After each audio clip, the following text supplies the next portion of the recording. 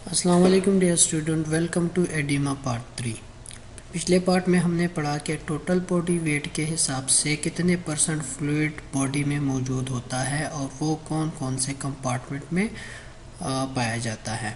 और हमने फिर सेकंड पार्ट में हमने पढ़ा कि इंट्रासेल्युलर एडिमा क्या होता है और उसके कॉजेज क्या हैं। इस पार्ट में हम पढ़ेंगे मोस्टली ट्रांससेल्युलर एडिमा के बारे में। हमने ये कहा था कि टोटल बॉडी फ्लूइड के हिसाब से जो क्लासिफिकेशन ऑफ फ्लूइड कंपार्टमेंट है वो इंट्रासेल्युलर फ्लूइड है और वो एक्स्ट्रासेल्युलर फ्लूइड है। इंट्रासेल्युलर फ्लूइड जो है वो हम पढ़ चुके हैं, ठीक है।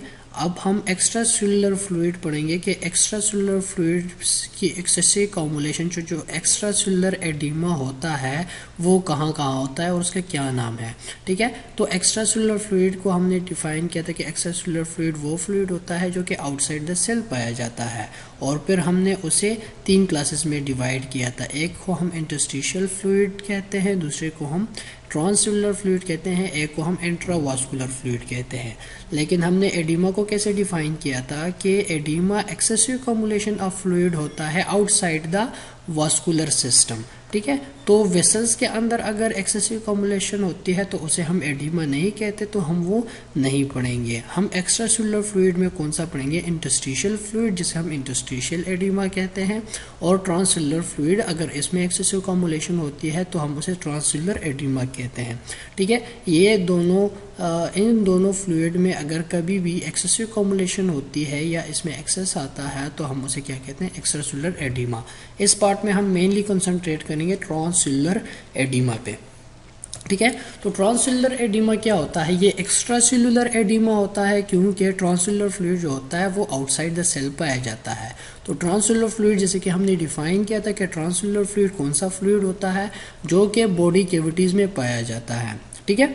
तो अब ट्रांससेल्युलर एडिमा किसे कहेंगे कि जितने भी बॉडी में सीरस बॉडी कैविटीज होती है उसमें जो फ्लूइड होता है, नॉर्मल अमाउंट ऑफ फ्लूइड, अगर वो ज्यादा हो जाए तो उसे हम क्या कहते हैं? ट्रांससेल्युलर एडिमा कहते हैं, ठीक है। अब इस डायग्राम में देखें, फॉर एग्जांपल बॉडी में, नॉर्मल ह्यूमन बॉडी में 3 जो सीरस बॉडी कैविटीज है वो पाई जाती है।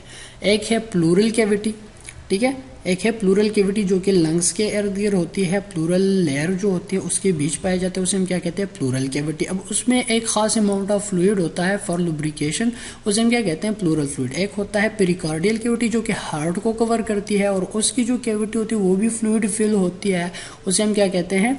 Pericardial fluid. एक होते हैं पेरिटोनियल कैविटी, पेरिटोनियल कैविटी भी फ्लूइड फिल होती है और उस फ्लूइड को हम क्या कहते हैं? पेरिटोनियल फ्लूइड कहते हैं। अब ये 3 कैविटी जो है, pleural cavity, pericardial cavity and peritoneal cavity, ये तीनों सीरस बॉडी कैविटीज है।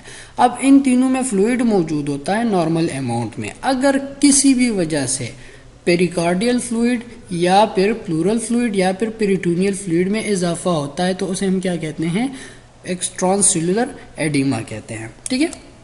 अब फॉर एग्जांपल यहाँ पे देखिए तो ये हार्ट है, ठीक है। अब पेरिकार्डियम से कवर है और उस पेरिकार्डियम के अंदर जो पेरिकार्डियल कैविटी है उसमें फ्लूइड मौजूद है। तो ये व्हाइटिश दिखाया है, इसका नॉर्मल अमाउंट ऑफ फ्लूइड आप लोगों को दिखाया है, ठीक है।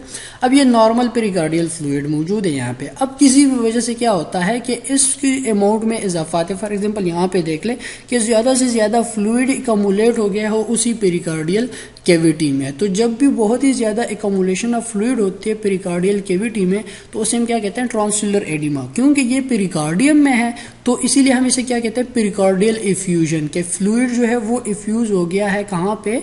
पेरिकार्डियल कैविटी में बहुत ही ज्यादा फ्लूइड, तो इसे हम क्या कहते हैं? पेरिकार्डियल इफ्यूजन, या फिर हम इसे सेकंड नाम कहते हैं हाइड्रोपेरिकार्डियम।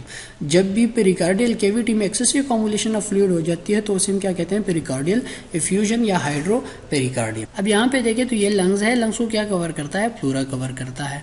अब उस प्लूरा में क्या होता है? प्लूरल कैविटी होती है, उस प्लूरल कैविटी में क्या होता है? फ्लूइड होता है, उसे हम क्या कहते हैं? Pleural fluid. अब उसका एक खास अमाउंट होता है। अब किसी भी वजह से उस अमाउंट ऑफ फ्लूइड में जो कि प्लूरल कैविटी में मौजूद है उसमें इजाफा जाए तो उसे हम क्या कहते हैं?